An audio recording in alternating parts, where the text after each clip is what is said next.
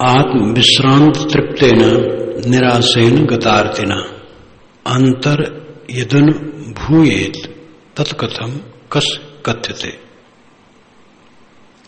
आत्म विश्रांति तृप्तेन निराशेन गतार्तिना अंतर यदन भूयेत तत्कथम कस कथ्यते। आत्म विश्रांति तृप्तेन, आत्म विश्राम होने पर जो तृप्त है, जो अपने आत्मा में विश्राम करता है और विश्राम के कारण वो तृप्त हो गया है। जब मन में कोई हलचल नहीं तब कोई कष्ट नहीं, सारा कष्ट चित्त की हलचल है और वो हमारी भावुकता है। हम दृढ़ धैर्य पूर्वक रहें। अगर मन में विकार आए, घबराए ना, उससे उदासीन हो। शरीर में रोग आए, घबराए ना, उचित चिकित्सा औषध करें, धीरज रखें। बाहर से कोई ऊंचा नीचा कहा, घबराए ना, सह लें, प्रतिक्रिया न करें। जो काम धाम व्यवहार है धीरज से करें, सब हो जाएगा। कितने लोगों के विवाह शादी जब आया तो ऐसे लोग भावुक, बड़बड़ बड़बड़ बड़बड़ बड़बड़, लड़के बच्चे सबको गाली गुप्ता डांट, बिगड़ जाएगा, सब ऐसा हो जाएगा, क्या होगा, नक कटाई हो जाएगी, बाराती आएंगे तब क्या होगा, ये सब नालायक कर नहीं रहे हैं। और उनकी भावुकता थी और वो अपने साथियों को दुखी कर दिए, कोई फायदा नहीं हुआ, काम सब हो गया। ऐसे लोगों को भी देखा, विवाह शादी है, शांत हो जाएगा, सब हो जाएगा। सब करने वाले करते हैं, समझदारी से कह दिए काम हो गया, सब हो जाता है। कितने लोग 10 दिन के बाद ट्रेन पर बैठना है, आज इस घबरा रहे हैं, भीड़ तो नहीं हो जाएगी, घुस पाएंगे कि नहीं घुस पाएंगे, मार परेशान है। और जब गाड़ी आती है सब लोग गाड़ी बैठ लेते हैं, गाड़ी में न घुस पाए ऐसा चांस करीब करीब नहीं आता है। तो आदमी हलचल में पड़ जाता है। समझदारी का मतलब है कभी हलचल न मन में हो, धीरज रखो, सब हो जाएगा, रोग कट जाएगा। मन में विकार आए वो खत्म हो जाएंगे। कोई उल्टा पलटा कहा, वो कह करके शांत हो जाएगा। अपना सह लो, बस अपनी प्रतिक्रिया न करो। और जो काम करते हो सोच लो, समझ लो, आपस में बात कर लो और करो, सब हो जाएगा। जो हड़बड़ा करके कलह में पड़ जाते वो नुकसान है। कलह में न पड़ो, शांत रहो, सब हो जाएगा।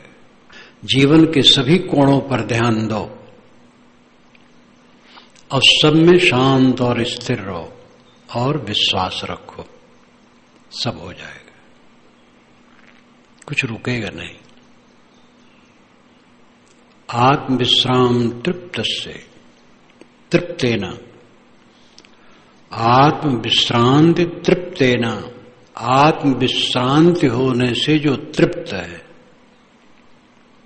आत्मा में विश्रांति, हलचल नहीं और तृप्त है, निराशेन, भोगों की कोई आशा नहीं है। देखकर, सुनकर, भोग कर, जानकर चित्त का रोग हमने बटोरा है और कुछ हुआ फायदा नहीं हुआ है। आज तक जो देखे सुने भोगे पाए उससे रोग बटोरे हैं। और क्या हुआ है? विधाता ने हमें दुख दे दिया। विधाता कोई दुश्मन नहीं है, हमारे अज्ञान ने हमें दुख दे दिया। लोग ये नहीं सोचते हैं।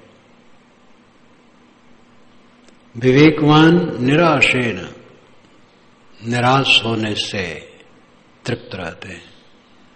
कामना ही नहीं है कुछ भोग की, न देखने की इच्छा, न सुनने की इच्छा, न पाने की इच्छा, न भोगने की इच्छा, कुछ इच्छा नहीं, सदैव तृप्त। गत अर्तिना कष्ट, पीड़ा, मनोवेदना, कोई पीड़ा नहीं।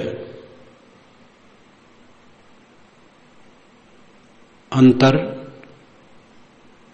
यदनुभूयेत, अंतः यत अनुभूयेत, पदच्छेद हो जाएगा। अंतः यत अनुभूयेत, जो अंदर में ऐसी स्थिति में अनुभव है, तत्कथम कस्य कथ्यते, उसको कस्य किससे, कथम कैसे कहे, कथ्यते कथम कथ्यते कैसे कहे, कथम नाम कैसे। प्रयोग के अनुसार कथम के कई अर्थ हो जाते हैं। यहां है कथम कथ्यते, कस्य कथम कथ्यते, किससे कैसे कहे। जो आत्म तृप्त है,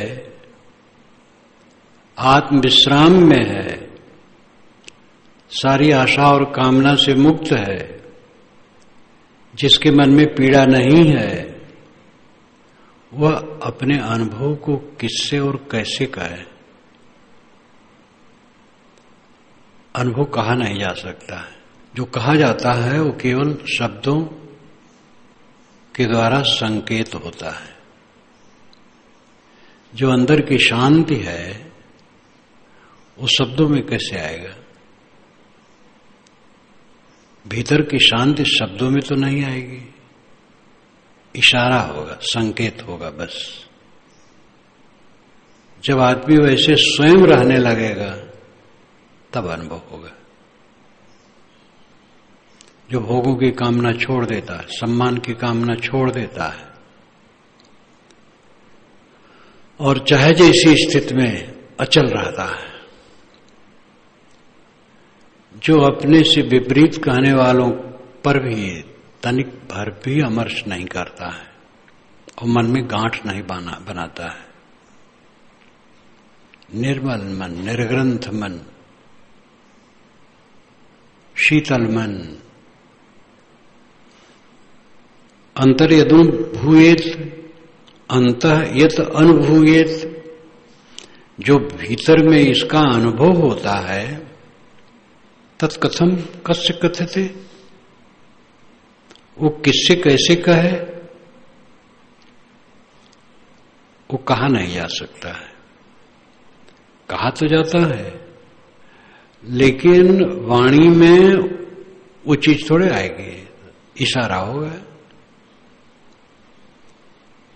इसलिए सभी साधक को इस दशा में रहना चाहिए। कोशिश करो, कोशिश करते करते ऐसी दशा बनती है, एक लागे किसी की नहीं बनती है।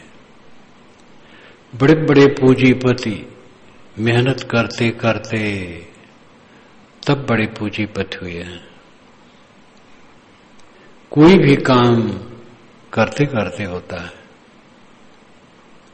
मैंने पहली कविता बनाई है, गुरुवर तुम्हारी महिमा अनुपम अपार है, और ये बनाई जब अपने ननिहाल से एक संत के दर्शन के लिए जाता था।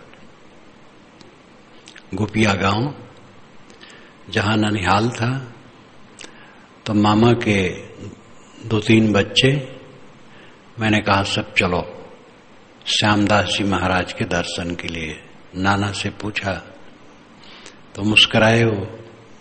कई बार मैं कहा हूं नाना साहब बड़े भक्त, बड़े शांत, रामचरितमानस के तो कागभूषुंड, रोज पार्थिव पूजने वाले, सब समय राम राम कहने वाले, बड़े अच्छे थे। तो मैंने कहा कि मैं सुनता हूं पास के गांव में श्यामदास जी महाराज हैं। तो मुस्कुराए कहे हाँ हैं, विनम्र है, मीठे हैं, आचरण ठीक नहीं है। एक युवती गांव की वो ही रहती थी, देखा वहां सुंदरी सुंदरी थी, युवती थी, लेकिन मैंने सोचा वो है जाने, संत हैं, चलूंगा। चला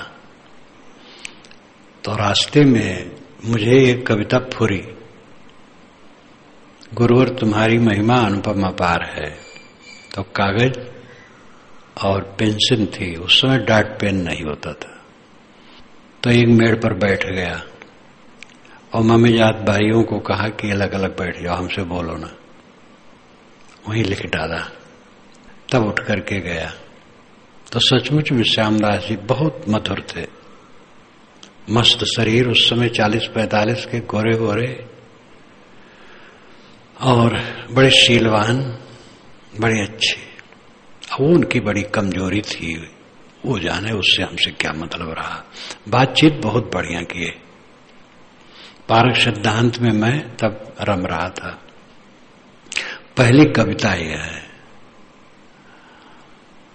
ये मुझे क्या पता था इतना सब लिखूंगा, करते करते होता है। साधक घबराए ना, काम वासना मन में उठ सकती है,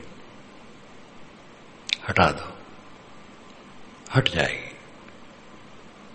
फिर ऐसा समय आएगा कामों में कुछ भी नहीं रहेगा, बिल्कुल निर्मल, एकदम निर्मल। करते करते होता है, कोई घबराओ ना। क्रोध का वेग आता है, अहंकार का वेग आता है, घबराओ ना, उसको धत भुला दो, हटा दो। धीरे धीरे वो ठंडा हो जाएगा। सारे मानसिक विकारों पर विजयी होने में समर्थ हो, विनम्रता पूर्वक लगे रहो, चालाकी मन की न करो। अकेले में एकांत में भी मन इंद्रियों की गुदगुदी में न पड़ो, और कोई ऐसा काम न करो जो साधना के विरुद्ध है। बिल्कुल दृढ़ रहो, आगे बढ़ते चलो, लाभ होगा और पूरा लाभ होगा। आत्म विश्रांति तृप्तेना निराशेन गतार्तिना अंतर यदनु भूयेत तत्कथम कस्य कथ्यते। जो तृप्त है, दुनिया की कामनाओं से रहित है, मानसिक पीड़ा से रहित है, ऐसा आत्म विश्राम पा जाने वाला अपने अंदर की अनुभूति किससे कैसे कहे। स्वयं इस अवस्था में पहुंचो। सुप्तो न सुसुप्तो च स्वप्ने सहितो न च जागरे न जागर्ति धीरस तृप्त पदे पदे। सुप्तो अपि न सुसुप्तो, ज्ञानी पुरुष सोता है लेकिन नहीं सोता है। नहीं कैसे सोता है? सोता तो है, लेकिन वो सोता नहीं है, बेभान नहीं है। देह की दृष्टि बेभान है, लेकिन सुसुप्त में भी बोध का बीज है। जो जागृत अवस्था में सोते सोते बोध भाव में रहा है, वही बीज सुसुप्ति में रहती है। इसलिए वो सोया नहीं, उस समय भी बोध है। नींद खुली तो वही बोध तुरंत आ जाता है सामने, उस सुप्त रूप में पड़ा रहा। तो सुप्तो न सुसुप्तो, सोते हुए भी वो सुसुप्त नहीं है। सोते समय भी बोध का बीज वहां है, तो मानो जागृत ही है। स्वप्नेऽपि सहितो न च, स्वप्न देखता है तो भी वो सोता नहीं है, स्वप्न भी उसके पवित्र होते हैं। जो बोध के प्रभाव हैं स्वप्न में भी रहते हैं। जागरे अपना जागृत, जब जागता है तब वो जागता नहीं है। जागृत अवस्था में जो मनोविकार मन में उठते हैं उसके मन में विकार नहीं उठते। इसलिए जागते हुए मानो जागृत के प्रपंच में नहीं है। जो जागृत का प्रपंच है, मनोविकार आते रहते हैं, वो उसको नहीं आता है। इसलिए जागते हुए भी वो नहीं जागता है। धीरस तृप्त पदे पदे, धीर तृप्त पदे पदे, धीरवान पुरुष पद पद पर तृप्त है। पदे पदे, डग डग, पैर पैर, कदम कदम, मतलब है कि निरंतर निरंतर वो तृप्त है। इसलिए जागृत स्वप्न सुषुप्त की चिंता नहीं करनी चाहिए। विक्षिप्त अवस्था में कोई बोधवान है, विक्षिप्त हो जाए तो क्या होगा? विशाल देव जी से मैंने पूछा तो उन्होंने कहा कि एक भक्त हैं, वो बोध भाव में खूब दृढ़ थे और विक्षिप्त हो गए। तो जब बोले तो यही सब बोले, देखो गुरुजी आ गए हैं, आदर करो। लोग कहें गुरुजी नहीं आए, कहे आए हैं, दरवाजे पे बैठे हैं और कोई नहीं आ रहा, लेकिन गुरुजी आ। मैं चेतन हूं, मैं देह नहीं हूं। इस प्रकार वो बोध की बात तब भी करते रहते थे। तो उन्होंने कहा कि इसकी चिंता ही नहीं करनी चाहिए, क्या होगा, पागलपन होगा, क्या होगा, कुछ चिंता नहीं करनी चाहिए। वर्तमान में अपना खास काम है बोध में दृढ़ होना, और जो बोध में दृढ़ है वर्तमान में उसका सब ठीक है।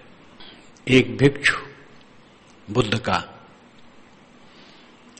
रहे तो अकेले में रहे, वो सब साधुओं से अलग, बातचीत नहीं करे और विचित्र रहे। तो एक दूसरे भिक्षु ने तथागत से कहा, तो उन्होंने कहा अच्छा, उसको बुलाया, कहा तुम ऐसा करते हो? कहा हाँ। क्यों करते हो? एकांत रहता हूं। उन्होंने कहा एकांत का अर्थ क्या है? एकांत का अर्थ है भूत भविष्य में न रहना।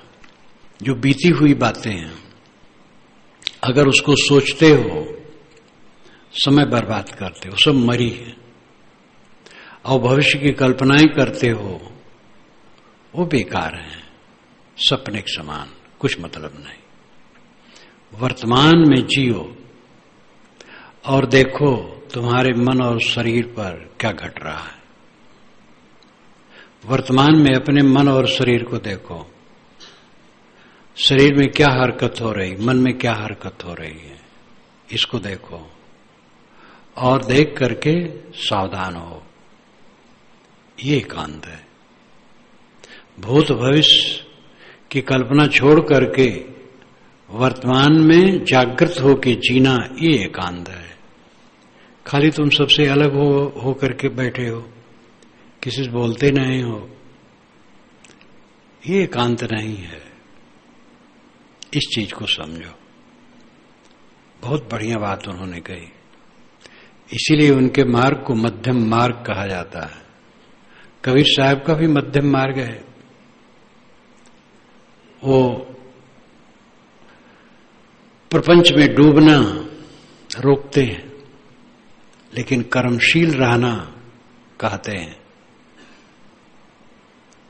बिना कर्म के जीवन नहीं चल सकता, और अनासक्त होकर के कर्म करना ही रास्ता है। और समझे की गति एक है, जो सदगुरु ने कहा है वो बात बार-बार आ जाती है। वेद के ऋषि, वेदों में ज्यादा खाने पीने मौज मस्ती की बात खूब है, लेकिन उसमें भी ज्ञान की रेखाएं अध्यात्म की। शुक्ल यजुर्वेद तो 39 अध्याय कर्म कांड से भरा है। बीच में शिव संकल्प 6 मंत्रों में बहुत बढ़िया है, और बीच बीच में थोड़ी मोड़ी बातें हैं, लेकिन 39 अध्याय एकदम घोर कर्म कांड। 40वां अध्याय 18 मंत्रों का वो अध्यात्म का है। और ईशावास्यम इदम सर्वम शुरू में कहा गया, ईशावास्यम इदम सर्वम यत्किंच जगत्याम जगत तेन त्यक्तेन भुंजीथा मा गद्ध कससित धनम। ईशा वास्यम इदम सर्वम, ये सब में ईशा वास्यम बसाने योग्य है। यत्किंच, जो कुछ भी, जगत्याम जगत, जगत में जगत है, सब में ईशा बसाने योग्य है। मान लेना चाहिए सब में बसा हुआ है। तेन त्यक्तेन भुंजीथा, उनका उपभोग करो त्याग पूर्वक। खाओ पियो, शरीर निर्वाह लो दुनिया की चीजों से, लेकिन अनासक्त होकर। मां गृद्ध, लोभ न करो। गृद्ध लोभ, मां गृद्ध, लोभ न करो। कससित धनम, धन किसका है? बहुत बढ़िया उपदेश है। तब आगे कहते कुर्वन्नैव कर्माणि यजीच्छेतम समाह एवं तो ही नाने थे तो अस्तना कर्म लिप्यते नरे। कर्म करते हुए पूरा जीवन जीने की इच्छा रखो, निकम्मे न रहो, कर्मशील लो। लेकिन न कर्म लिप्यते नरे, नर कर्म में लिपायमान न हो। एवं तो ही नाने थे तो अस्त, यही तुम्हारे लिए रास्ता है और कोई रास्ता नहीं। ये इतनी पत्थर और लोह की लकीर है कि कोई नहीं काट सकता है। कर्म करते हुए पूरा जीवन जीने की इच्छा रखो, निकम्मे न रहो, लेकिन कर्म में लिपायमान न रहो। यही तुम्हारे लिए रास्ता है, दूसरा रास्ता है ही नहीं। कर्म न करो कैसे बनेगा? देह से नहीं करोगे मन तो खुड़बुड़ाएगा ही, इसलिए कर्म करो। कर्म में उज्ज्वलता है, सेवा है, अपना भी स्वार्थ है, अदलो बदलो की दुनिया है। दूसरे लोग हमारे लिए करते, हमें भी करना चाहिए, इसलिए कर्म करो। लेकिन न कर्म लिप्यते नरे, नर कर्म में लिपायमान न हो, आसक्त न हो, रागवान न हो, द्वेषवान न हो, चित्त विक्षुब्ध न हो, निर्मल, निर्मलता पूर्वक करो। ऐसा पुरुष सुप्तोप न सुसुप्तो च स्वप्ने अप शयितो न च, वो सोते हुए नहीं सोता है, सपना देखते हुए नहीं सोता है, जागते हुए नहीं जागता है। इन अवस्थाओं के विकारों से वो बिल्कुल परे है, सब समय बोध में है। धीर तृप्त पदे पदे, पद पद पर वो तृप्त है। जिधर चलता फिरता है, कुछ करता है, सब समय आत्म संतुष्ट, खीज उद्वेग से रहित, सब समय धीरवान। ज्ञः सचिंतो निश्चिंत, सेन्द्रियो निरिंद्रिय, सुबुद्ध निर्बुद्धि, साहंकारो नाहंकृति। ज्ञः, ज्ञ नाम ज्ञानी, ज्ञानी के लिए एक अक्षर ज्ञ विसर्ग सहित। ज्ञ सचिंतो अपि निश्चिंत, ज्ञानी चिंता युक्त होते हुए भी निश्चिंत होता है। सचिंत है लेकिन निश्चिंत है। सचिंत का मतलब है किसी काम के लिए सोचना। जीवन में तो सबकी समस्या भी आती है और स्थितियां आती हैं, तो वह उसके लिए सोचता है क्या करना चाहिए, सोच करके समाधान निकालता है, उसमें क्षुब्ध नहीं होता है। ये सब सपना की तरह बीतता चला जाता है, कुछ दम है इसमें, वो क्षुब्ध नहीं होता है, कुछ रहेगा नहीं, कुछ रहेगा नहीं। इसलिए वो ये सबसे ऊपर होता है, किंतु सोचता है कैसे करना चाहिए, और विवेक से वो काम करता, घबराता नहीं है। इसलिए वो चिंता करते हुए निश्चिंत रहता है। सचिंत है लेकिन निश्चिंत है, सावधान है, जागरूक है, उस पर सोचता है और समाधान करने के लिए चेष्टा करता है, लेकिन निश्चिंत है। सचिंतोपि निश्चिंत, सेन्द्रियोपि निरिंद्रिय, वो इंद्रियों के सहित है लेकिन निरिंद्रिय है। देह उसके साथ है, इंद्रियां हैं, लेकिन वो सदैव स्वरूप भाव में रहता है। देह में रहते हुए भी विदेह भाव में रहता है। दूसरे ही जानते हैं कि देहधारी है, देहधारी है भी, लेकिन वो सदैव स्वरूप भाव में रहता है। इसलिए सेन्द्रियो निरिंद्रिय, सेन्द्रिय अब निरिंद्रिय, इंद्रिय युक्त होते हुए इंद्रिय रहित है। सुबुद्ध निर्बुद्धि, ये लाओज्जे की तरह कहने वाला है भी महापुरुष है। सुबुद्धिरपि, सुबुद्धि अपि, सुबुद्धि उसके पास होते हुए निर्बुद्धि हो, उसके पास सुबुद्धि है, अच्छी बुद्धि है, इसलिए सब उसकी सोच, उसकी क्रियाएं सब बढ़िया है, क्योंकि सुबुद्धिमान है। लेकिन इसके साथ साथ वो निर्बुद्धि है, बुद्धिहीन है, बुद्धि तर्क युक्त है। समाधि में तर्क नहीं है, शांति में तर्क नहीं है, वो तर्क रहित हो जाता है। इस पर मुझे इंदल गोटिया की याद आती है। जब मैं 56-57 में, 56 होगा 57 के बीच में, 56 का आखिर होता था, अकेले चीरी बगला में साथ के साधुओं को दर्रा में छोड़ दिया था और बता दिया था लोगों को, और अकेले चला गया था, अकेले वहीं रहता था, कुछ बनाता नहीं था। दर्रा से जलपान एक बार जाता था और चिवरी से भी कोई कुछ ला देते थे, कोई दूध कभी ला दिया, कोई नारियल ला दिया, कहीं कुछ ला दिया, फल ला दिया, ऐसे खा लेता था, पड़ा रहता था। तो इंदल गोटिया एक दिन आए और उनके समधि शाहवाड़ा के, वो भी उन्हीं के समान दिग्गज थे और कट्टर पार की थे। दोनों आए मिलने के लिए। वो तो प्रथम हमसे मिले, इंदल गोटिया तो सुपरिचित ही थे। तो बातचीत करते करते कहते हैं, वहां तर्क ही समाप्त हो जाता है। इंदल गोटिया ने कहा, उस अवस्था में तर्क ही समाप्त हो जाता है। मैं उस समय बहुत कम बोलता था, बहुत कम। पहला शब्द उनके मुख से तर्क समाप्त हो जाता, उनसे सुना था उस समय। तर्क ही समाप्त हो जाता है। जब मन में गहरी शांति आई, वहां तर्क कहां, बुद्धि कहां।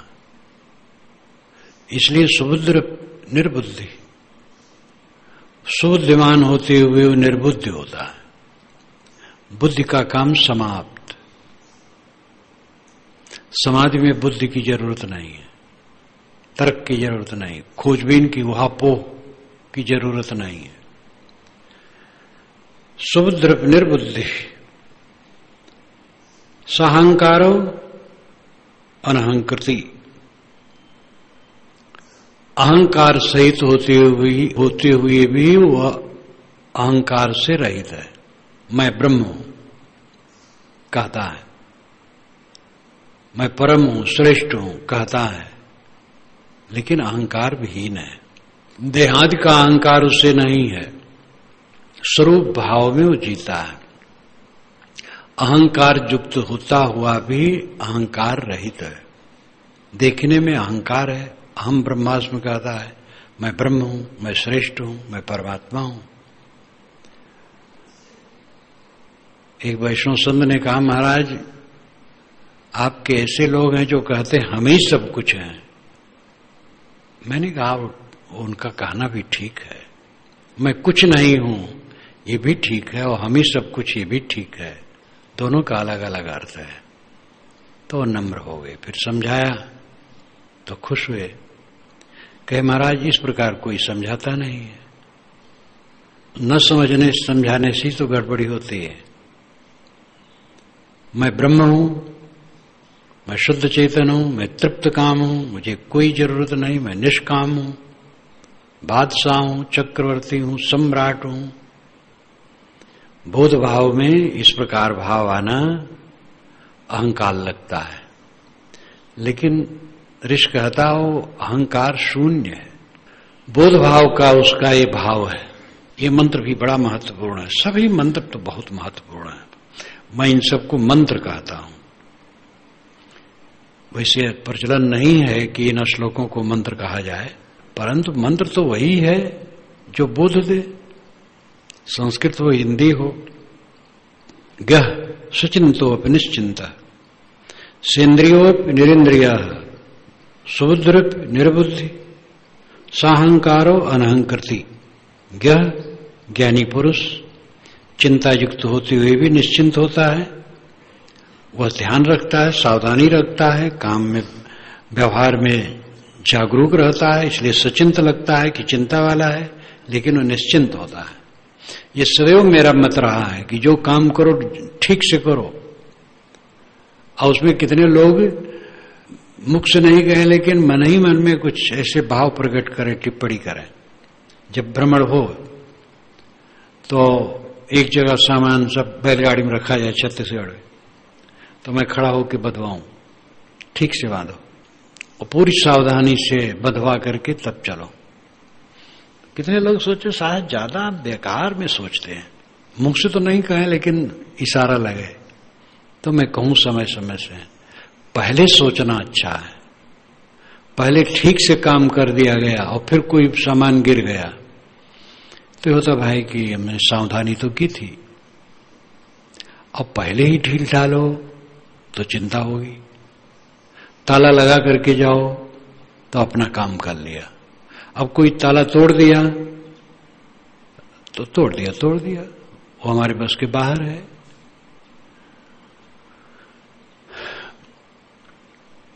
जो महाभारत में आता है कि जमीन चीर करके बीज डाल दिया किसान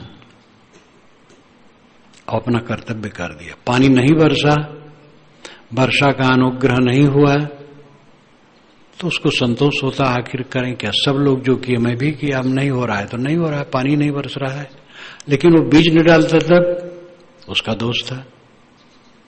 इसलिए काम में ढील ढाल नहीं होना चाहिए। चिंता करने वाला निश्चिंत रहता है और निश्चिंत कहलाने वाला फिर चिंता करता है। वो निश्चिंत नहीं, वो लापरवाह है, विवेकहीन है, असावधान है। इसलिए चिंता करना चाहिए जिससे निश्चिंत रहे। जो काम करना है पूरी जागरूकता के साथ तत्पर होकर के करो। तो गह सचिंतोप निश्चिंता, सेन्द्रियोप निरिंद्रिया, सुबुद्धिप निर्बुद्धि। सुबुद्धिमान है लेकिन तर्क से परे परम शांत अवस्था में पहुंच जाता है और आत्मज्ञान के अहंकार में लगता है, लेकिन वो अहंकार शून्य है। न सुखी न चावा दुखी, न विरक्तो न संगवान, न मुमुक्षुर्वा मुक्तो, न किंचित न अकिंचन। न सुखी न चावा दुखी, न विरक्तो न संगवान, न मुमुक्षुर्न वा मुक्तो, न किंचन न अकिंचन। कल्याण प्राप्त पुरुष न सुखी होता है न दुखी होता है, न विरक्त होता है न आसक्त होता है, न मुमुक्ष होता है न मुक्त होता है, न किंचित होता है न अकिंचित होता है। वो सुखी इसलिए नहीं होता है क्योंकि उसे किसी उपलब्धि में हर्ष नहीं है। लौकिक उपलब्धि में हर्ष है ही नहीं तो सुखी होने की बातें नहीं। और उपलब्धि चली गई तो दुखी होने की बात नहीं, क्योंकि वो उपलब्धि की इच्छा ही नहीं है। जो लौकिक अनुभव है उससे वो ऊपर की बात है। आदमी को कुछ मिले तो हर्ष होता है और छूट जाए तो शोक होता है। ज्ञानी वह है कि लौकिक उपलब्धि में हर्षित न हो। जो उपलब्धि हुई ही चली जाएगी, रुकेगी नहीं। किसी का कुछ रुकता नहीं। सारी उपलब्धियों का आधार शरीर है और शरीर लुप्त हो जाता है, क्षण क्षण लुप्त होता है। सबका शरीर गलता है। ये बच्चों को लोग आशीर्वाद देते हैं, बेटा जवान हो जाओ, लेकिन जवान होकर के वही बूढ़े हो जाते हैं। संत लाओत्से जी ने कहा है कि जब समृद्धि होती है तब चलने का समय आ जाता है। जब पेड़ मजबूत होता है तब काटने का समय आ जाता है। मनुष्य के जीवन में समृद्धि उत्तर अवस्था में होती है। कोई कमाता है तो धीरे धीरे संपन्न होता है, और जब उतार का समय आता है तब उसकी संपन्नता की स्थिति आती है, और फिर कुछ दिन में मरने का समय आ जाता है।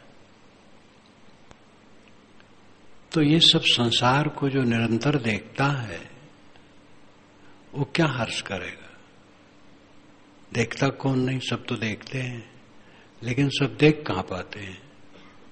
बूढ़े हैं और झगड़ा करते हैं। किस लिए झगड़ा करते हैं? दुनिया की चीजों को लेकर के तो झगड़ा है।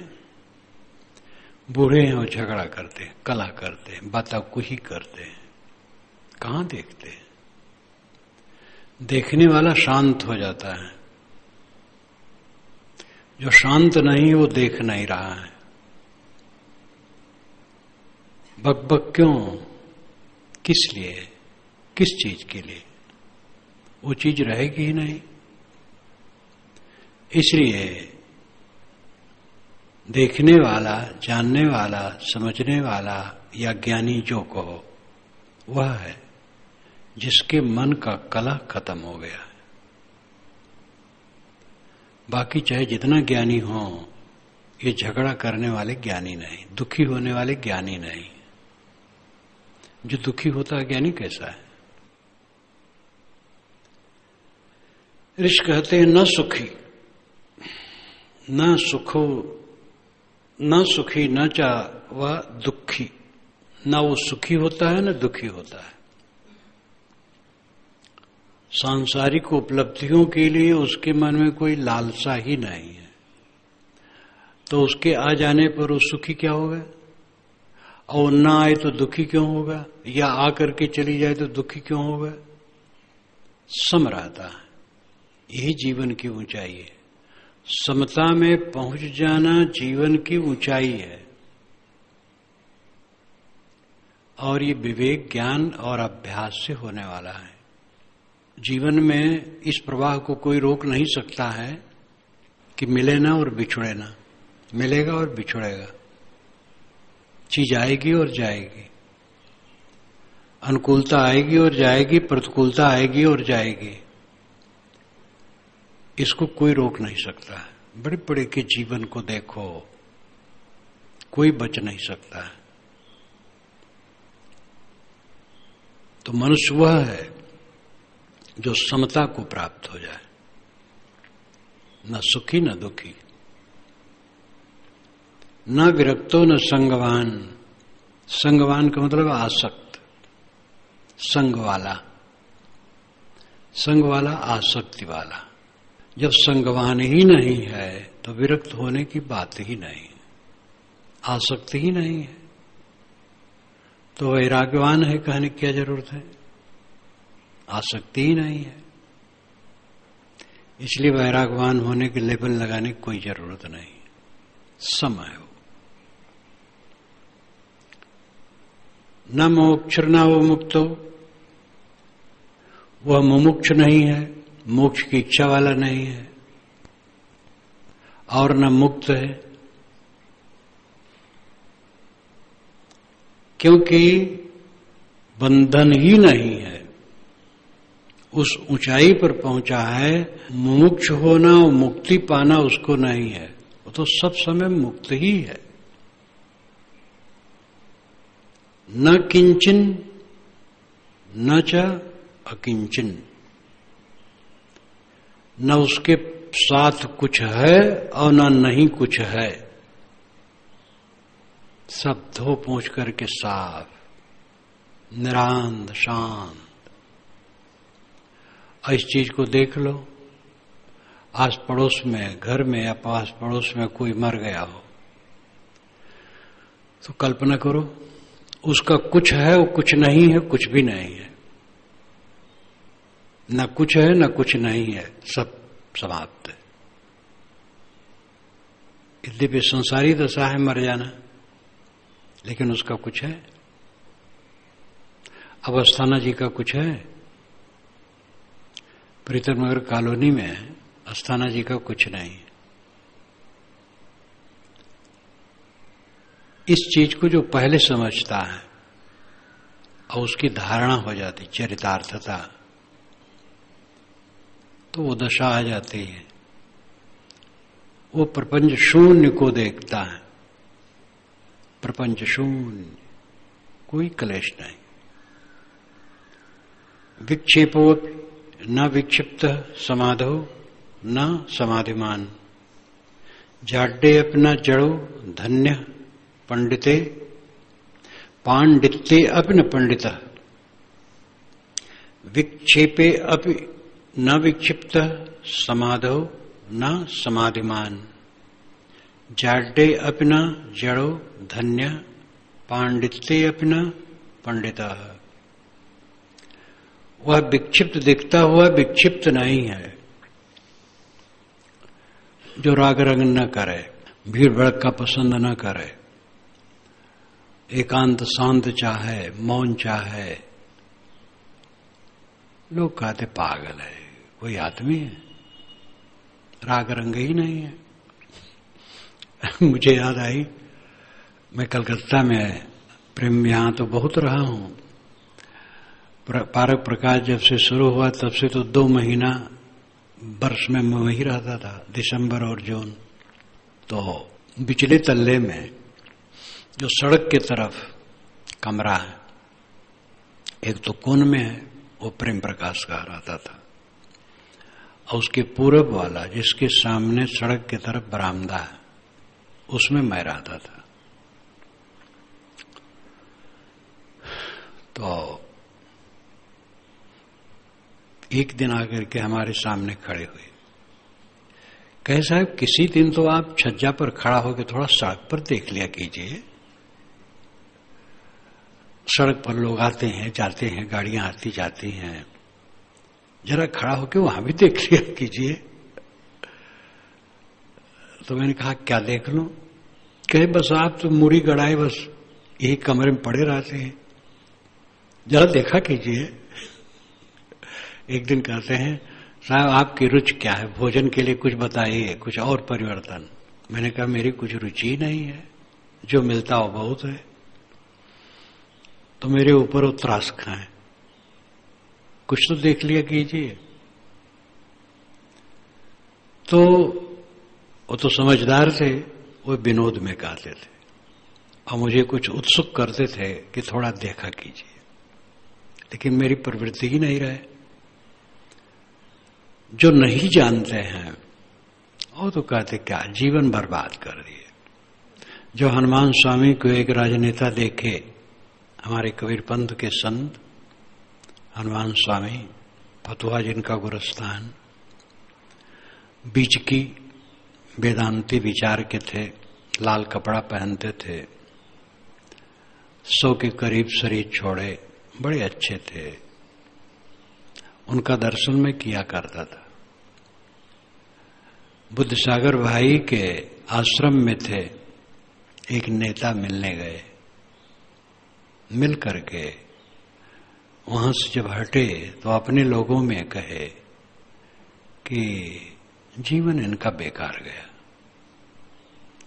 सुने, खट शास्त्री हैं, 6 शास्त्रों के आचार्य हैं। संस्कृत में तो उनका पूरे बीजक को संस्कृत श्लोकों में उन्होंने लिखा है और छपा है, अपने यहां भी उसकी जिल्द होगी। तो और फिर देखे, गुरगुट्टी लगा के एक तरफ वो बैठे रहते थे चुपचाप। ऐसे लोगों को संसार में आकर के कुछ करना चाहिए, इनका जीवन बेकार गया। तो संबंधित व्यक्तियों ने मुझे बताया कि कुछ दिन के बाद जो राजनेता ऐसा कहे थे, वे राजनेता बिलबिला बिलबिला के मरे, क्योंकि दुनिया की हविस वाले थे। बिलबिला के मरने है, मरना तो सबको है, लेकिन बिलबिला के मरना और शांत मरना दोनों बड़ा फर्क है। हनुमान स्वामी को समझते थे निरर्थक गया इनका जीवन, और शांत पुरुष तो लोग समझते पागल है, राग रंग ही नहीं जीवन में।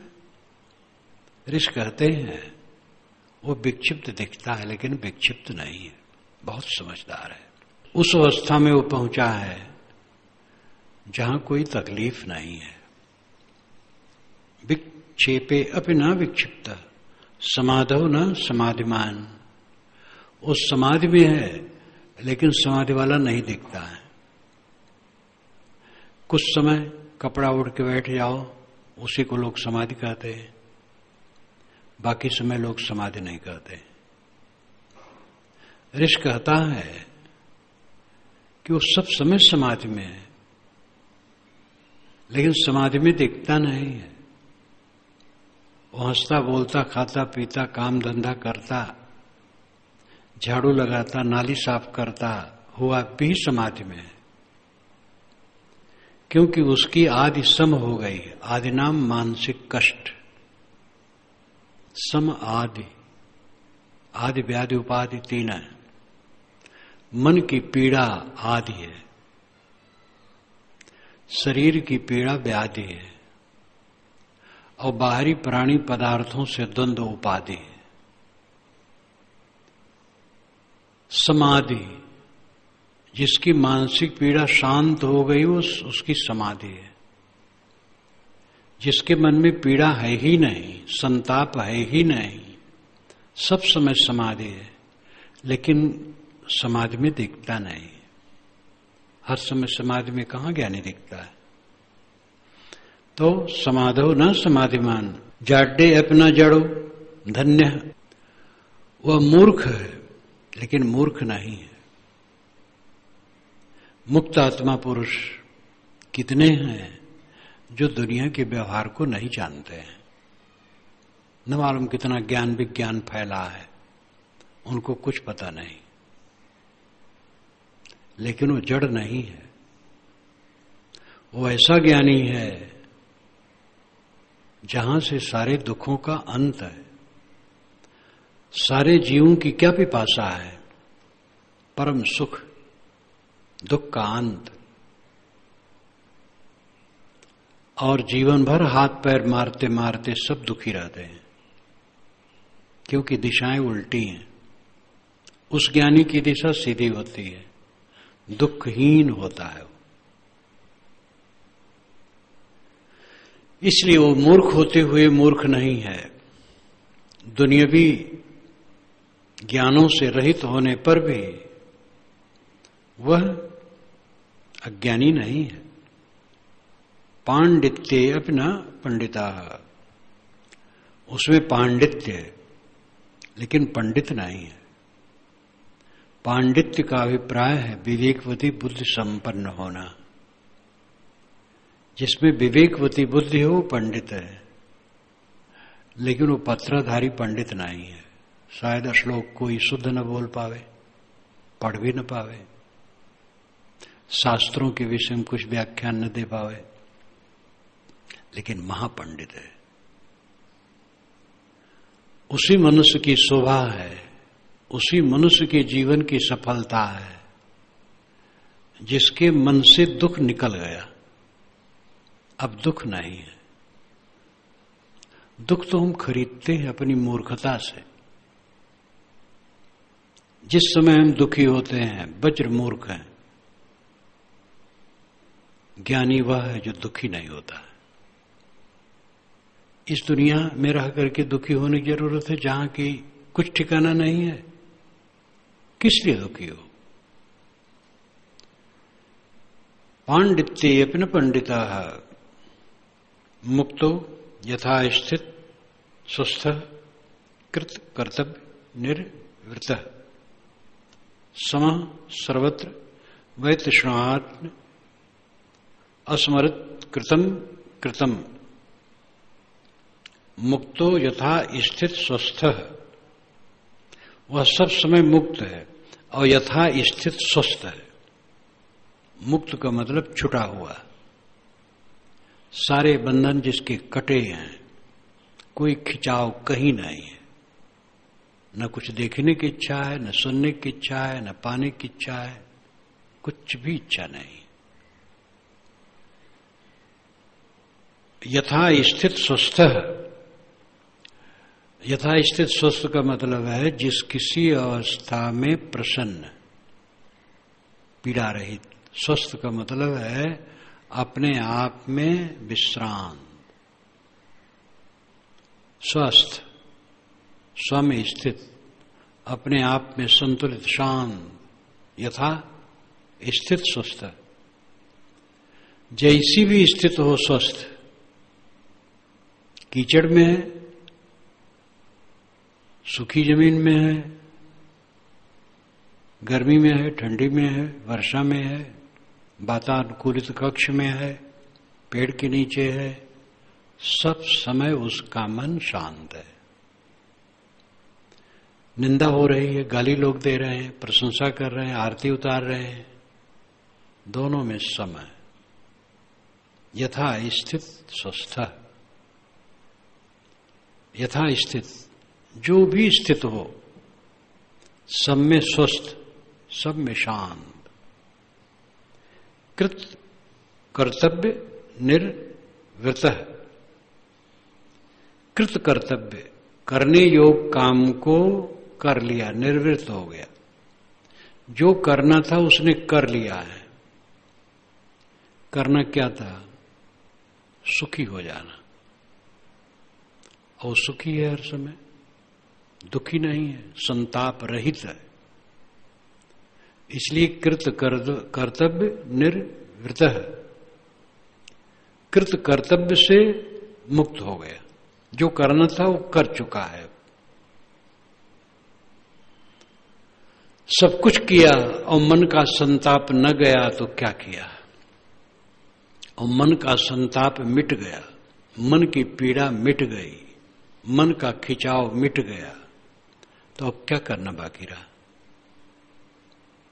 अब तो बस इतना है, शरीर का निर्वाह करना, उसके लिए काम धंधा करना, साथ ही सहयोगिक सेवा करना, जो अपनी योग्यता हो उससे सेवा करना, ये सहज कर्तव्य है। उद्देश्य अब नहीं रहा, उद्देश्य पूरा हो गया है। जो सामने एक उद्देश्य रख करके आदमी करता, वो अब कुछ भी नहीं रहा, उद्देश्यहीन हो गया। लाओत्से ने भी इसको कहा है। उसका उद्देश्य नहीं रहा, क्योंकि उद्देश्य पूरा हो गया है, दुख निवृत्त हो गया है, चित्त पीड़ा रहित हो गया है। अब सहज कर्म है, सात बरात में हैं, दूसरे की सेवा हो जाए, दूसरे से हमारी सेवा होती है, जो हमारी योग्यता है उससे हम कुछ करते रहें, बस इतने बार है। और कोई लक्ष्य नहीं रह गया, मंजिल को पा गया है। दुखहीन मन हर समय बना है, कृत कर्तव्य निर्वृत है, कृत कर्तव्य से निवृत्त है। कृत कर्तव्य से निवृत्त का अर्थ ये भी होता है कि जो कुछ किया है उसके लिए कोई उद्वेग नहीं। कुछ किया है तो ये बताना कि मैं इतना किया हूं, उतना किया हूं, उतना किया हूं, मैं इतना योग्य हूं, ये उसकी कोई इच्छा नहीं। उसके अहंकार उद्वेग से रहित है। सहज कर्तव्य कर दिया, उसकी अहंता क्या। समः सर्वत्र वै तृष्णात्। समः सब समय सम है। सम का मतलब उद्वेग शून्य, शांत।